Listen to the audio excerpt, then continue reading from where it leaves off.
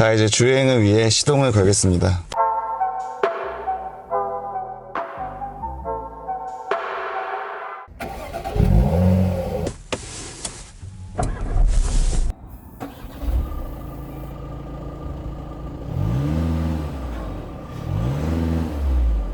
이제 시동을 걸어보면 디젤임에도 처음 시동 걸릴 때 엔진의 진동이 이렇게 날카롭거나 세지는 않고 부드럽게 시동이 걸립니다. 이제 아이들 상태에서는 이 엔진의 연소음이 들리는데 뭐 그렇게 엄청 크게 느껴지거나 그렇다고 되게 작게 느껴지지 않고 그냥 무난한 일반 2.0 디젤의 연소음이 그냥 들려오는 것 같습니다. 자, 알단을 해보면 후방 카메라와 서라운드 뷰를 이 프레스티지 트림에서는 지원을 하는데 화질은 되게 선명하거나 그러진 않는데 그래도 막 화질이 깨져 있거나 조금 더럽게 느껴지는 화질은 아니어서 준수하게 잘 쓸 수 있을 것 같습니다. 그리고 여러 가지 각도를 지원해서 주차를 하는데 좀 주차를 잘 못하시는 분들에게는 굉장히 유용할 것 같습니다. 이 후방 카메라가 경고음을 알려주는 게 너무 빠르고 소리가 날카로워 가지고 그래서 좀 듣기가 좀 거북합니다. 물론 이제 경고를 주는 건 좋은데 조금 경고를 띄엄띄엄 줘야 될 것 같습니다.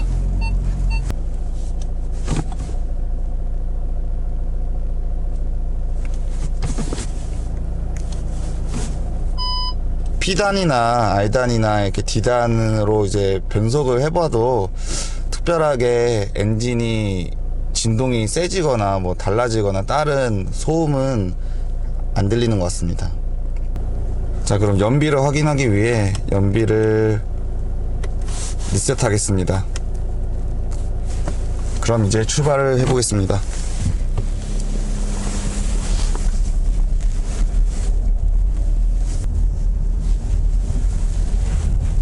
이렇게 낮은 속도에서 스티어링 휠을 좋다 했을 때 스티어링 휠이 되게 가벼운 편이고 되게 조향이 잘 되고 되게 편하게 조향을 할 수 있어서 이 점은 굉장히 좋은 것 같습니다.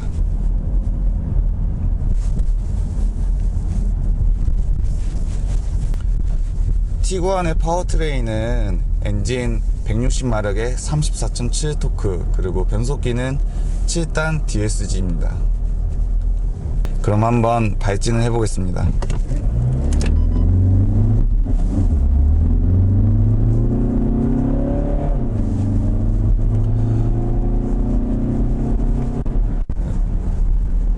풀악셀로 밟아봤는데 확실히 경쟁차 대비 조금 출력하고 토크가 한 5 정도 낮아가지고 가속할 때 처음 발진할 때 조금 굼뜨거나 그러진 않는데 좀 약간 더딘 편입니다. 이렇게 코너링을 해보면 스티어링이 응답이 빠른 편이고 그에 맞춰서 차량도 되게 민첩하게 잘 따라옵니다. 되게 생각보다 이 운전의 재미를 느낄 수 있는 요소로 강점을 갖고 있는 것 같습니다. 그리고 롤링도 그렇게 적어가지고 기본적으로 이렇게 스티어링 휠을 돌렸을 때 차량 움직임이 롤링이 많은 편은 아니어서 안정적으로 코너링이 가능한 것 같습니다. 이렇게 가속을 해보면 엔진에서 들어오는 투과음이 약하진 않습니다. 되게 조용하게 달리는 느낌은 아니고 정말 엔진의 소음은 진동은 굉장히 좋은데 소음은 일반 다른 디젤 2.0 디젤하고 크게 다른 메리트가 있는 것 같지는 않습니다.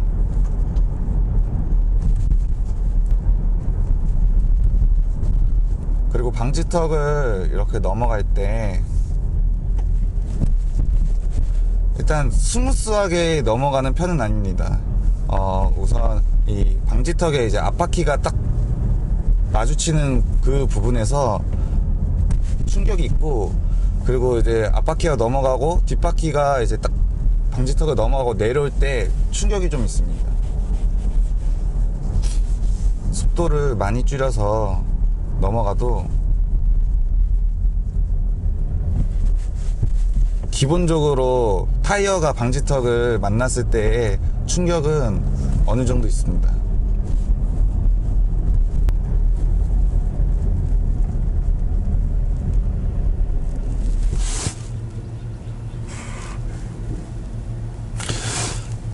아이드 스탑 연고가 걸릴 때 시동이 꺼지는 게 거의 이제 의식하지 않으면 느껴지지 않을 정도로 시동이 되게 조용하게 꺼지고, 다시 이제 시동이 켜질 때도 보면은 처음 시동 걸 때와 마찬가지로 크게 진동이 없어서 되게 원래 이 진동이 크면 이 기능을 꺼놓는 사람들이 많은데, 이 기능을 계속 켜놔도 별로 이질감이 없이 좋은 것 같습니다. 그리고 가속 페달하고 브레이크 페달을 보면 이 담력 자체가 그게 무거운 편은 아니어서 그 발목이나 이런데 편안하게 주행했을 때도 큰 무리가 없습니다.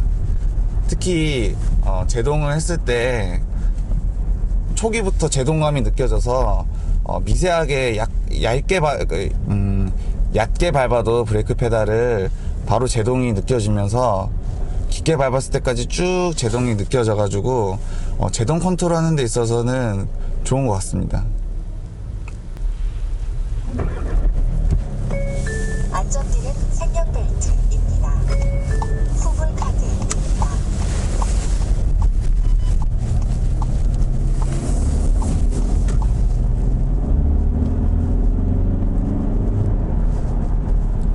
이제 중고속으로 달려보면 바람 소리가 심하거나 뭔가 새는 소리가 들리진 않는데, 타이어 소음이 조금 잘 들립니다. 특히 이제 약간 서하거리는 이런 소리가 좀 많이 올라옵니다. 그리고 약간 단차나 이럴 때도 조금 그 귀를 압박하는 부밍성의 그런 타이어 소음들이 좀 들어옵니다.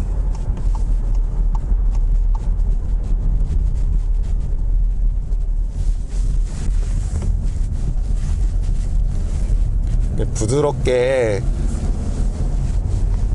엑셀 페달 이렇게 쭉 밟아보면 변속은 굉장히 부드럽게 잘 되고 있습니다.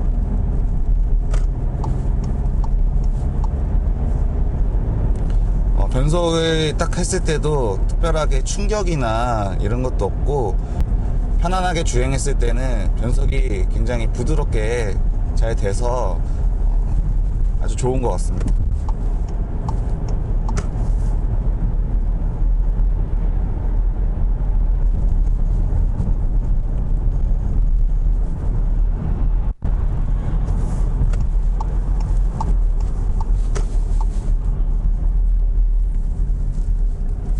티구안에는 드라이브 모드가 에코, 노멀, 스포츠 사용자 설정이 있습니다. 그럼 이제 스포츠로 바꿔보겠습니다.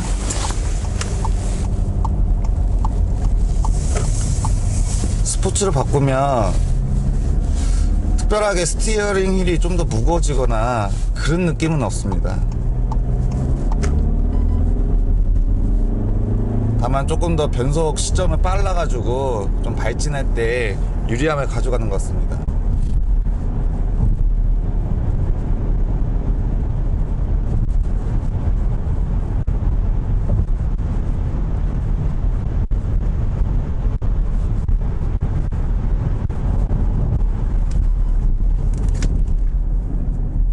고속에서 좀 이제 제동을 해보면 약간의 코너임에도 불구하고 차량이 쏠리거나 이런 현상은 없는 것 같고, 아까 얘기했듯이 제동이 바로 초기부터 제동력을 느낄 수 있기 때문에 차가 밀리지도 않고 제동은 아주 좋은 것 같습니다.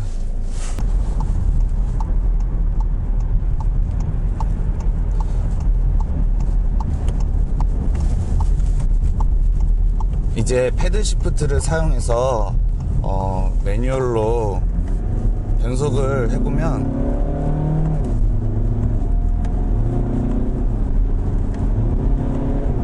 다운 시프트하고 업 시프트가 굉장히 빠른 편입니다. 그래서 이 스포츠 모드를 놨을 때 패들 시프트를 사용해서 제가속을 하거나 추월을 할 때 굉장히 변속적인 이점은 가져갈 수 있습니다.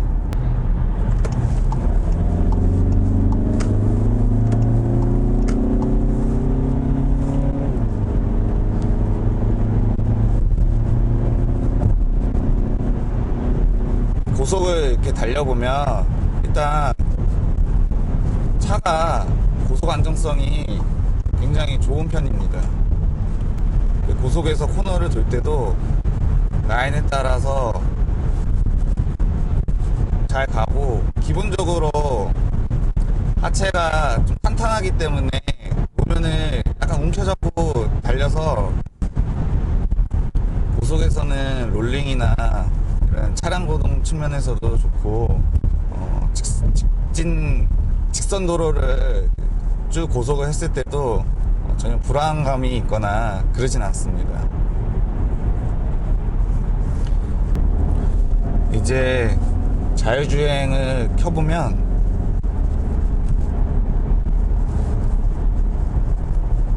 차선을 이탈하지 않게 스티어링 휠을 조작해주는 기능이 있는데,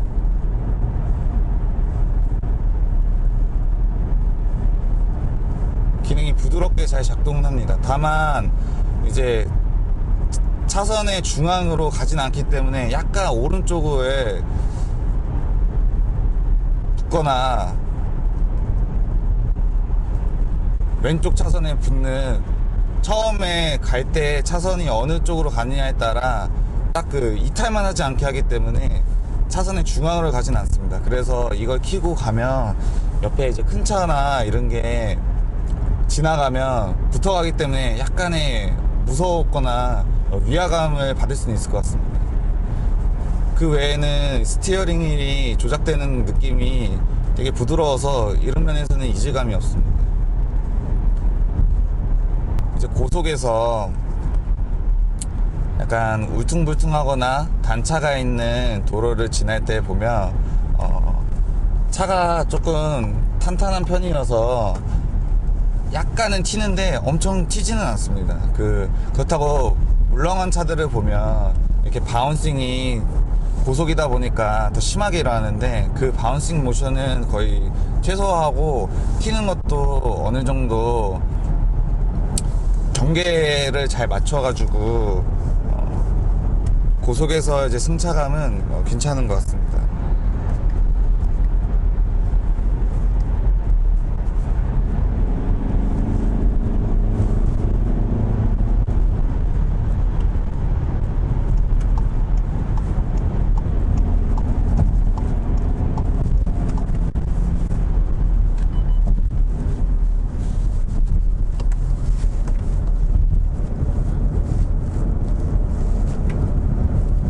고속에서 코너링을 할 때도 뒤가 약간 흐를 것 같으면서도 흐르지 않고, 롤링이나 이런 차량이 많이 이렇게 쏠리거나 그러진 않고, 스티어링 휠도 조금 무거워져 가지고 안정감 있게 코너를 돌 수 있습니다.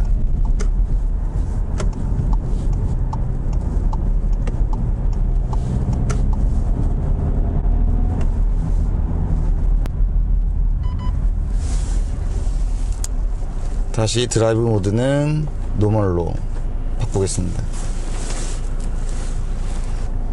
이 티구안 프레스티지에는 오토홀드 기능도 있어서 막히는 도로나 잦은 정차해야 되는 구간에서는 이 기능을 활용해서 조금 더 운전의 피로를 줄이고 편안하게 운전을 할 수 있을 것 같습니다.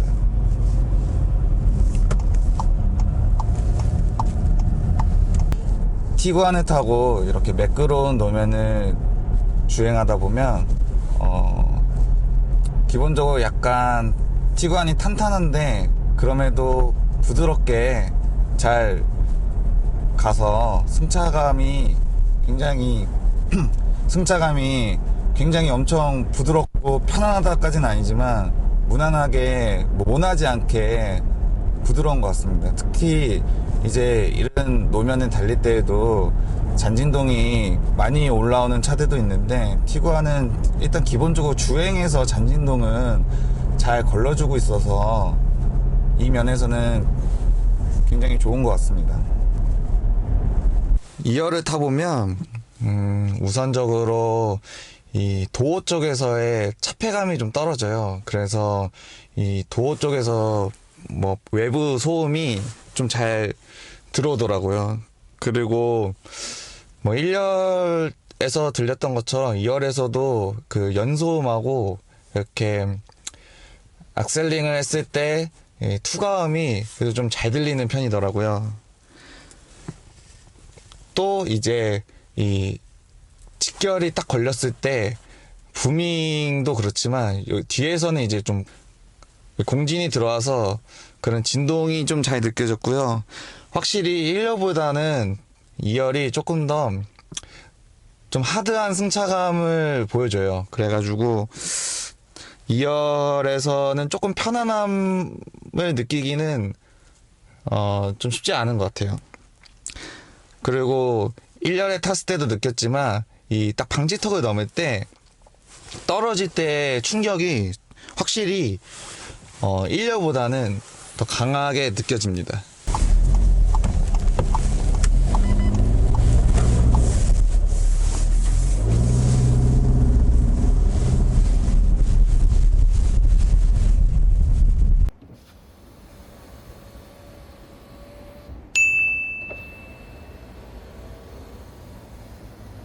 주행을 끝마치고 나서의 연비는 13.2입니다.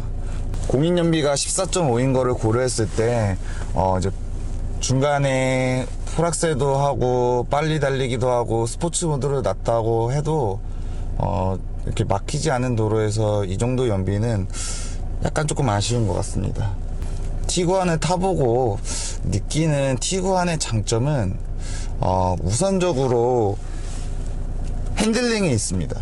코너를 돌 때 스티어링의 응답이 빠르고 그에 맞춰서 차량도 민첩하게 따라와 준다는 점이 굉장히 이 SUV를 타고 즐겁게 와인딩이나 이런 도로에서 탈 수 있다라는 그런 장점이 있고, 두 번째로는 기본적으로 진동이 좋다라는 거.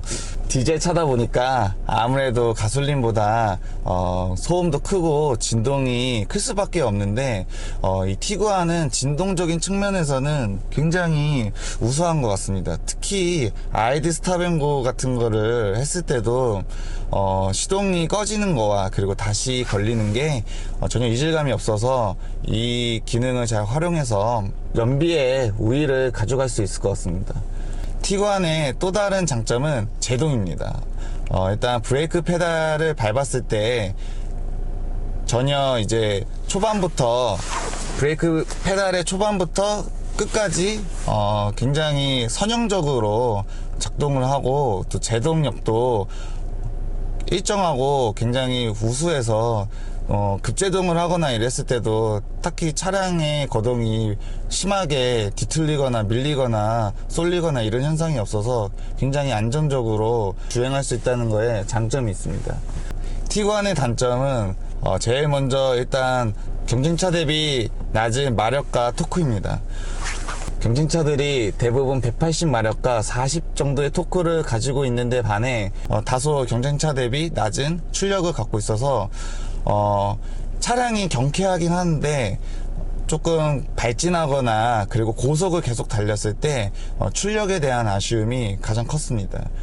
두 번째로는 이 소음적인 측면에서 타이어 소음이 조금 강한 편이고 또 이제 직결이 걸렸을 때 부밍이 좀 심해서 그 부분은 조금 아쉬운 것 같습니다.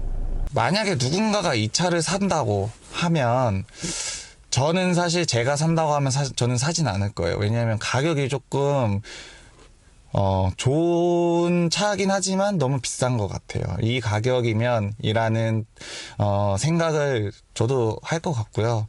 뭐 국산차로 치면 이 가격이면 거의 그 윗등급인 뭐 소렌토나 산타페도 바라볼 수 있고, 아니면 조금 내가 좀 더 돈을 한 1, 2천을 더 주겠다라고 했을 때 프리미엄 브랜드의 이제 SUV들 뭐 X1이라든지 뭐 볼보 XC40 이런 것들을 탈 수 있기 때문에 좀 가격적인 측면이 조금 애매한 것 같아요. 하지만 실용적인 측면에서는 굉장히 우수하기 때문에 이 차는 그럼 어떤 사람이 사야 하나 라고 물어봤을 때 제가 내리는 결론은 이런 것 같아요. 일단 수입차를 사고 싶어. 수입차를 사고 싶고 무조건 디젤을 사야 해. 나는 주행거리도 많이 뛰고, 그 다음에 연료, 연비 이런 것들의 측면에서도 좀 이점을 가져가고 싶다라고 했을 때 고를 수 있는 것들이 되게 한정적이거든요.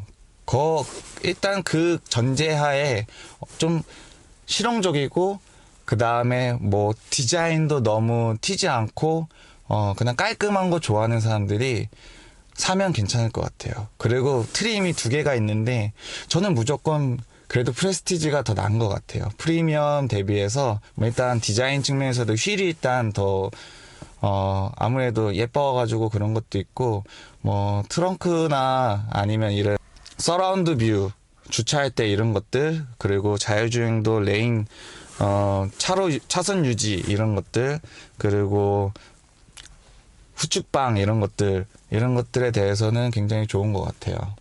이 영상이 연말에 나가는데 연말까지 사실 폭스바겐 티구안을 살 경우 프로모션을 좀 한다고 해요. 뭐 보증은 기간을 이제 연장해주고, 그 다음에 최대 300만 원인가 할인을 해주는 걸로 알고 있고요. 그 다음에 이런 폭스바겐이 달아주는 블랙박스 이런 것도 달아주니까 뭐 관심 있으면 사는 것도 괜찮은 것 같아요. 결론은 결국 티구안의 답은 다 있진 않지만 어느 정도 있고, 가격만 조금 이득을 본다면 살만한 차다, 좋은 차다라는 결론을 내릴 수 있을 것 같아요. 지금까지 폭스바겐 티구안 2.0 프레스티지를 타봤고요. 차량 협찬 및 문의는 아래 메일이나 댓글로 달아주시면 감사하겠고, 다음에는 이제 새로운 차를 또 낱낱이 살펴보면서 여러분들께 소개해드리도록 하겠습니다. 지금까지 햄동이었습니다.